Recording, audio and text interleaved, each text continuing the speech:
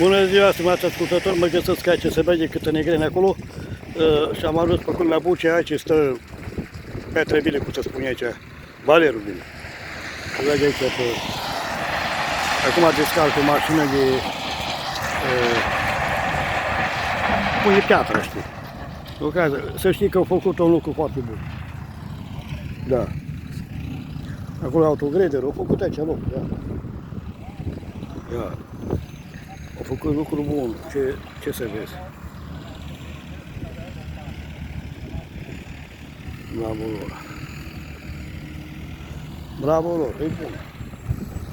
Aici e bun, iar dacă presa, adică asta e datorită primarului de la Negreni. Sigur, o licitat ca să facă ceva, poate l-a asfaltat până la urmă.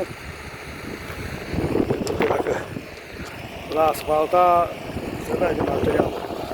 Aici e rău. Aici ce să zici. Foarte rău a fost aici. L-aduce până acolo în capăt. Probabil că, uite, că vine și să-l aranjeze. Aici o sta Viorica, Petre. Acolo se vede câtă mine și cât albești. Aici la Negrește și de acolo sus. Da.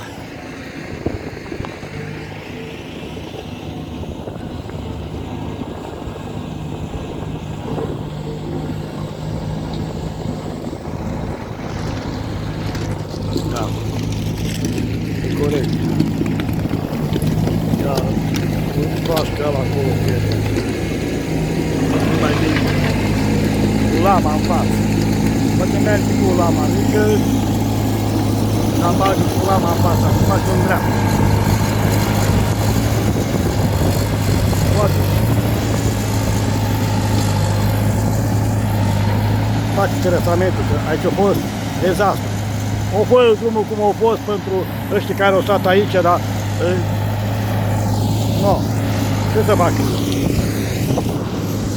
Pentru că acum vrea să facă ceva pentru viitorul județului Turcu, viitorul să plică, e o zonă proastă, știi? Au aici, sigur, e o zonă foarte bună. Aici, ai oxigen, ce vrei. Acolo e cilindru.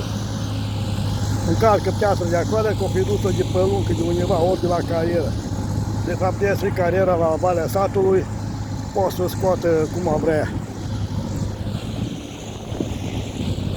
Sigur, din păcate, asta e. Ia, încarcă acolo și duci. Ia. Bă, tată, este un lucru foarte bun. Pentru că dacă s-ar face, s-ar mișca în țara asta sau ăștia care sunt, eu știu, acum la butoanele României, dacă ar mișca cringe, hidro, nu contează, baraje, tot ce au fost și au rămas pe vremea comuniștilor, au rămas lucruri bune. Acum, ce să mai fie lucruri bune, pentru că le-au distrus. Și acum să mai faci înapoi, să începi de la început, treabă forță de muncă, meserii și alte datorii. Treabă bani, treabă omul plătit, muncitor, de unde găsești? Continentul pe care trebuia să vină în urma noastră, o pleca pe dincolo. Din păcate, de unde? Ce să mai muncești, mă? Este de muncă, ar fi, de tot. Și ar fi valabil peste 20 de ani, 40 de ani, 100 de ani, cine l-a mai trăi? Că mulți ăștia vor trăi, cât or fi om, exista om. Da, cum o spune e adevărat, așa e. Datoria pământeanului să lase în urma lui ceva bun, nu ceva rău. Ceva bun. Ceva bun, dacă nu lasă în urma lui ceva bun, e problemă mare, mă. Să știi. Ia, casa aici, situații, uite aici la Iorița Ghijile. O plecat omul, doamna a plecat de aici, băiatul e pe la vad, ce-o face aici? Mai vine vara, sunt pomi înfloriți. Da, ia uite, așa, peste câțiva ani de zile nu o să mai fie aici nimeni, mă. Acolo la Gheorghița Iuchi, la Negrului, la Togele Lenii, la Aurel Bermniță și restul, până sus pe deal la Grijești. Da. Partea aia. Da. Vă mulțumesc din suflet. Pentru că n-am făcut ceva din răutate. Dar ăsta e adevărul. Dacă este adevăr, de ce să nu-l folosești? De ce să nu folosim valorile din țara aceasta, din România? Că am mai rămas un cost pe padă, că nu a luat-o încă rușii, nu a luat-o Putin. De ce a făcut treaba asta?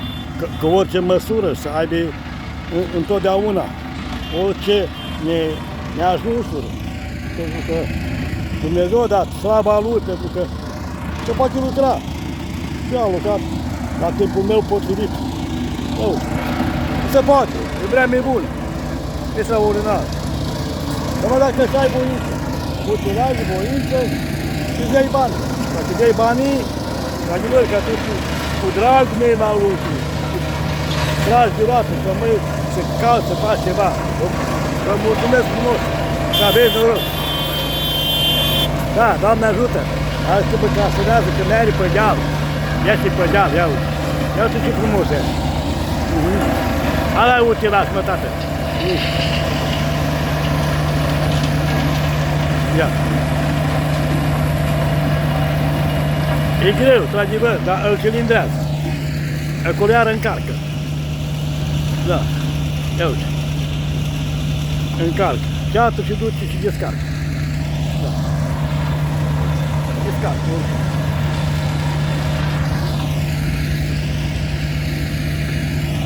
E vreme bună, senin.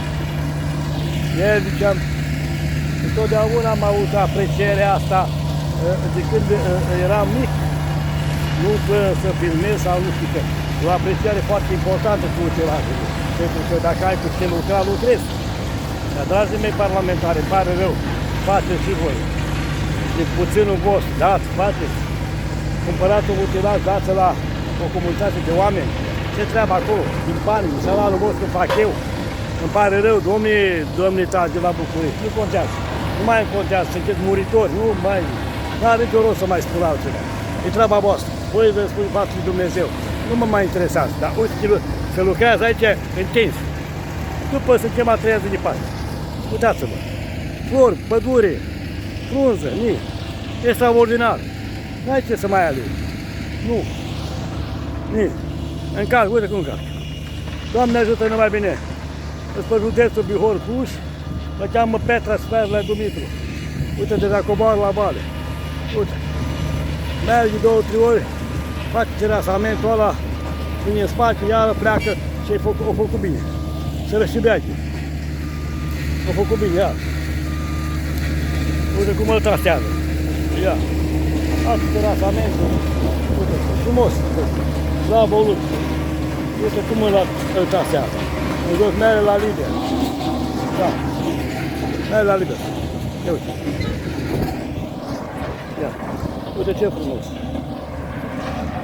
Uite cum arată. Adică o să mai bine postul ăsta, dacă pune asfalt, aici trebuie aranjat, tasat cum treabă. Și nu să, orice vreme de la când veni, nu se întâmplă nimica. Că nu spală ploaia. Și dacă plouă, nu mai spală. Da. Dar dacă nu s-a făcut cu dreabă, știi? Da. Merge urcă cu piatra și descarcă. Bravo, bravo. Descarcă piatra acolo, unde treabă. Sigur, șoferul de pe basculă, are bascula mare. Abia ea și uite, e încărcat cu piatra. Ia uite. Merge cu piatra. Da. Ia. Și acolo descarcă. Bravo, nu știu câte minute am înregistrat. Bă, frate, o să vedeți că o pun pe YouTube. Să o vadă o țară întreagă. Ia. Ia uite aici, pe culmea Bucii. Pe județul Cluj. Ia uite și ala acolo, că am ies și la deal. Și încarcă aia acolo. Da. Bravo lor. Bravo lor. Bravo lor. Unul acolo în sus, ăsta este un castor, iar așa. Da. Extraordinar. Foarte, foarte, foarte, cum se cade, mă. E acolo, mai este piatră, că o duce piatra și o pune acolo, o scoate pe la acolo și atunci o bagă pe drum. Ia. O bagă pe drumul ăsta. Ia uite, să meargă înainte, ia. E departe acum. Da.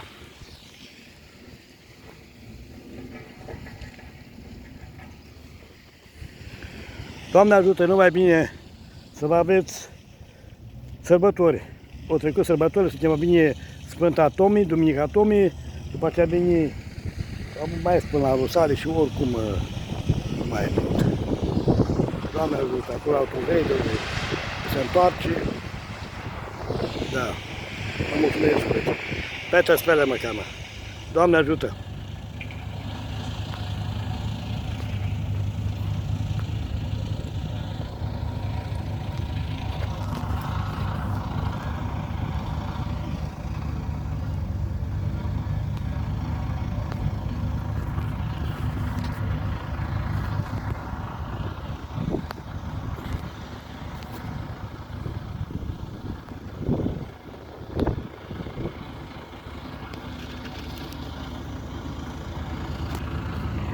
Da.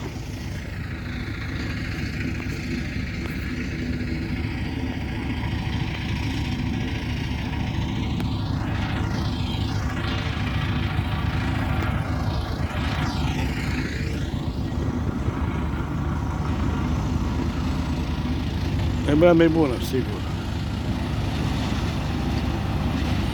Aici se lucrează intens, și ala vine și calcă. Ăsta merge înapoi și încalcă. Bravo!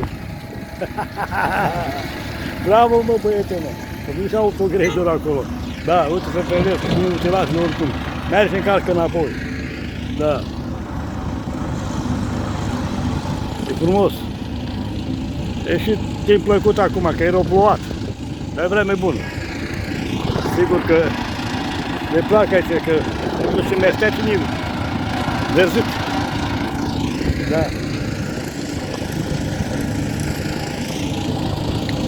Merge până dă legătură cu ala pune o rândă în ala de tată și merge utilajul, calcul, ajunge acolo sus pe pantă. Ajungi pe pantă acolo, sus pe faci legătura pe pantă, știi? Atunci arată mai bine că e casat cu treaba. Da. Deci cum îl faci?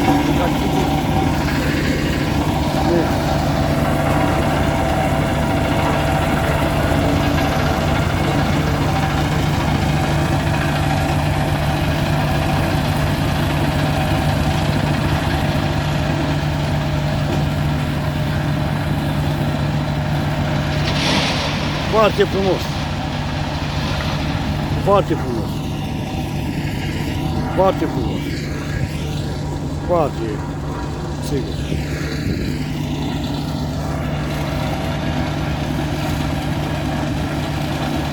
Indiferent. Da.